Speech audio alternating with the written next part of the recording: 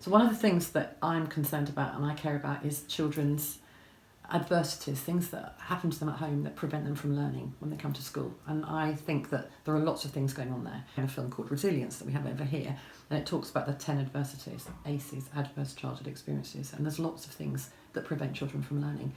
I now believe that there's another ACE on the horizon, and it's technology. And I've been reading a really interesting book by a man called Nicholas Kodaris, and I've been watching and searching things out. I've just returned from Dubai, where I met a French GP who's done loads of research on certain children being diagnosed with autism and ADHD, and maybe they may not necessarily have that, but they may have an over-reliance on technology.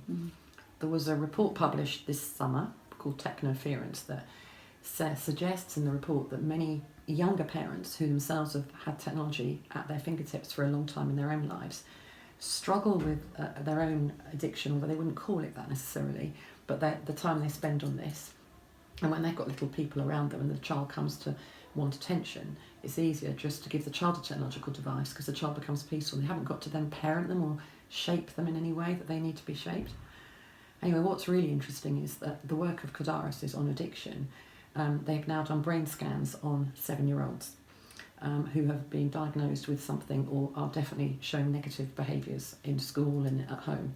And what they're finding is that understimulation of through lack of communication, verbal talk, because children can't learn vocabulary from technological devices. People don't seem to realise that. They think they can, but there's lots of research to say children do not learn new vocabulary from a technological device. So the understimulation of that part of the brain and the overstimulation of technological devices, but not every bit of technology, it is too long on them and a reliance on them, but also inappropriate experiences. But the most important is the kind of things that have an immediate response for pleasure, right? The press a button. You can see online babies as they're under 1 being given books and doing that and scanning the books and trying to press it, and then it doesn't work. They press their own leg and they feel the pain. Why does this not work? Because they're getting immediate gratification. And on these neurological scans, MRI scans done on 7-year-olds' brains, along with psychological assessments as well, they're seeing that the prefrontal cortex is shrinking in some of these children. And the pleasure part that is not even meant to be activated until the onset of adolescence is swollen and swelling out of there. Now, what they're finding is that is immediate gratification. You press a button and you get that technological thing, and it's immediate gratification. The prefrontal cortex is not sufficiently developed to support that, and they're seeing the same shape of brain as in addicts of drug addicts, things like that. And it's being termed electronic cocaine, digital heroin, digital pharmacia. These are terms that have been given by a number of American doctors over what they're now seeing. Now, what worries me, I suppose, is this. The prefrontal cortex is shrinking. That's the part of the brain that is there for empathy, for cognition, for impulse control, for all the bits that matter to us as professionals in schools working with children. That is shrinking, and the other bits blowing up there.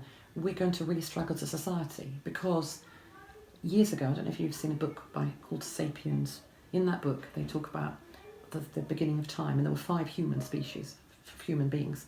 And we, the ones who are still on this earth now, are the one who are still alive.